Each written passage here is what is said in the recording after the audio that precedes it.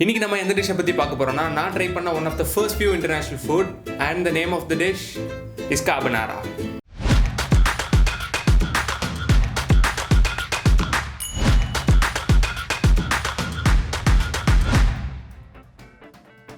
வணக்கம் and welcome back to my channel.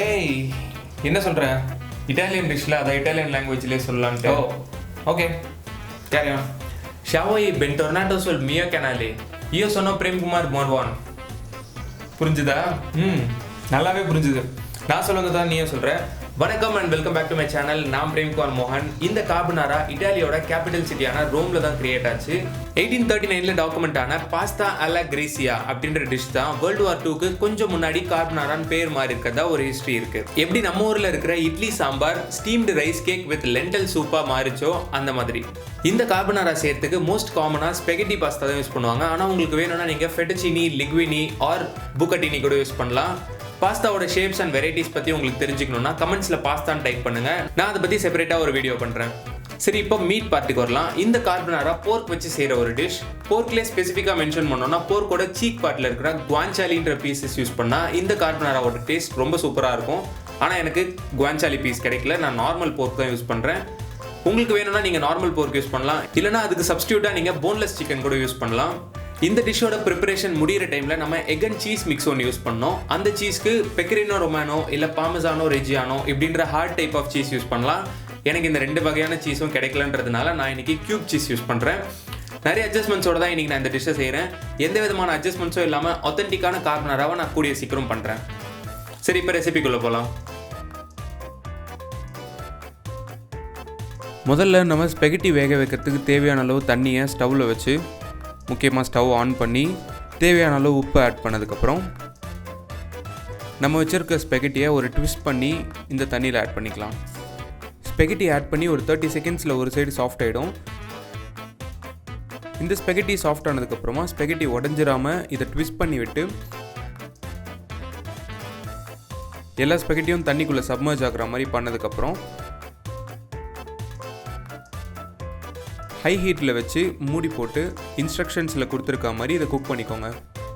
நார்மலாக ஒரு 6 to 8 மினிட்ஸ் பாயில் ஆனால் இந்த ஸ்பெகட்டி நல்லா குக் ஆகிடும். இப்போ இந்த ஸ்பெகட்டி 8 மினிட்ஸ் பாயில் இருக்குது. இது குக் ஆகிடுச்சா இல்லையான்றதை செக் பண்ணுறதுக்காக ஸ்பெகட்டி ஸ்ட்ராண்ட் ஒன்று எடுத்து பிஞ்ச் பண்ணி பார்த்தா இது ஈஸியாக உடையணும். அதுக்குன்னு எடுத்தவொடனே உடையிற அளவுக்கு ரொம்ப குக் ஆகக்கூடாது. இப்போ இந்த ஸ்பெகட்டி எடுத்து ஸ்ட்ரெயின் பண்ணி பாஸ்தா தனியாகவும் பாஸ்தா வாட்டர் தனியாகவும் வச்சுக்கலாம். ஒரு பவுலில் ஒரு ஹோல் எக், கிரேட் பண்ண சீஸ் அண்ட் இந்த எக்குக்கு தேவையான சால்ட் இது ரெண்டுத்தையும் ஆட் பண்ணி நல்லா பீட் பண்ணிக்கோங்க. உங்களுக்கு பெப்பர் ஆட் பண்ணோன்னா இந்த ஸ்டேஜ்லேயே பெப்பர் ஆட் பண்ணிக்கலாம். இப்போ இந்த மிக்ஸ் எடுத்து தனியாக வச்சுட்டு நம்ம கார்பனாரா ரெடி பண்ணலாம். ஒரு கடாயில் எண்ணெய் எதுவும் சேர்க்காம நம்ம கட் பண்ணி வச்சுருக்க போர்க் பீசஸ் ஆட் பண்ணிக்கலாம்.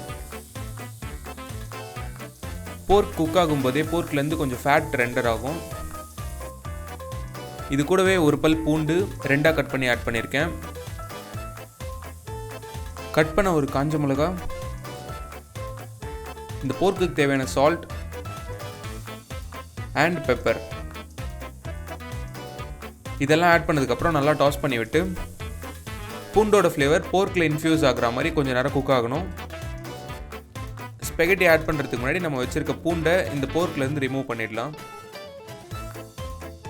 இப்போது நம்ம ஸ்ட்ரெயின் பண்ணி வச்சுருக்க ஸ்பெகட்டியை இதோட ஆட் பண்ணிக்கலாம். இந்த போர்க்கோட ஸ்பெகட்டி நல்லா கம்பைன் ஆகிற மாதிரி சாட்டே பண்ணி நம்ம எடுத்து வச்சுருக்க பாஸ்தா வாட்டர் கொஞ்சம் ஆட் பண்ணிக்கலாம். நம்ம மிக்ஸ் பண்ணி வச்சுருக்க எக், சீஸ் அண்ட் சால்ட்டை இப்போ இந்த கடாயில் ஆட் பண்ணி சாட்டே பண்ண ஸ்டார்ட் பண்ணோடனே கேஸை ஆஃப் பண்ணிடணும். இது மொத்தமாக மிக்ஸ் ஆகி ஒரு க்ரீமி சாஸாக இந்த ஸ்பெகட்டி மேலே அப்ளை ஆகும். இந்த ஸ்டேஜில் நம்ம சாப் பண்ணி வச்சுருக்க கொத்தமல்லி ஆட் பண்ணி மிக்ஸ் பண்ணதுக்கப்புறமா இது சர்வ் பண்ணுறதுக்கு ரெடி. இந்த கார்பனாராவோட டேஸ்ட் கொஞ்சம் மைல்டாக தான் இருக்கும். உங்களுக்கு காரம் அதிகமாக வேணும்னா நீங்கள் இன்னும் கொஞ்சம் பெப்பர் ஆட் பண்ணிக்கலாம். இது இன்னமும் சீஸியாக வேணும்னா பிளேட் பண்ணதுக்கப்புறமா இதுக்கு மேலேயே கொஞ்சம் துருவன சீஸ் ஆட் பண்ணிக்கலாம்.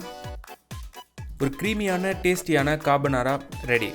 இந்த ஸ்பெகட்டி கார்பனாரா வீடியோ எடுக்கிறதுக்கு நான் ஃபர்ஸ்ட் டைம் ட்ரை பண்ணும்போது சொதப்பிடுச்சு.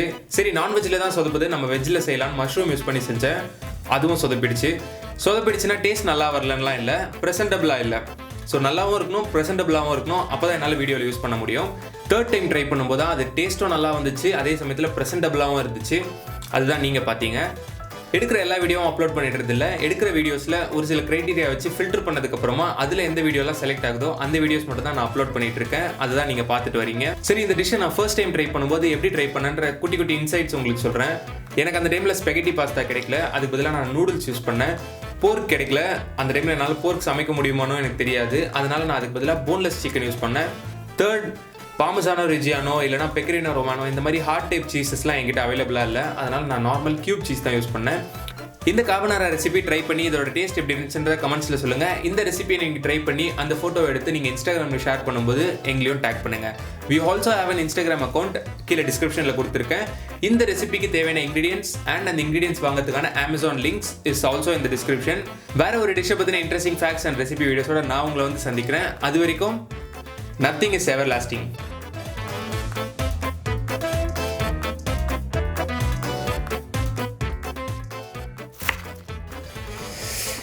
இப்போதான் இந்த ப்ரொஃபைலில் பார்த்தா தான் கரெக்டாக தெரியுது. ஓகே, லாஸ்ட்டில் மிஸ் ஆயிடுச்சு. ஒன் மோர், வந்து கெட்டப் சேஞ்ச் பண்ண வேண்டிய நேரம். நம்ம கெட்டப் சேஞ்ச் இவ்வளோ தான். Okay,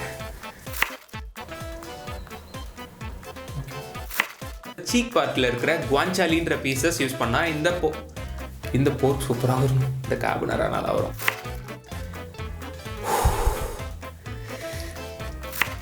just enjoy.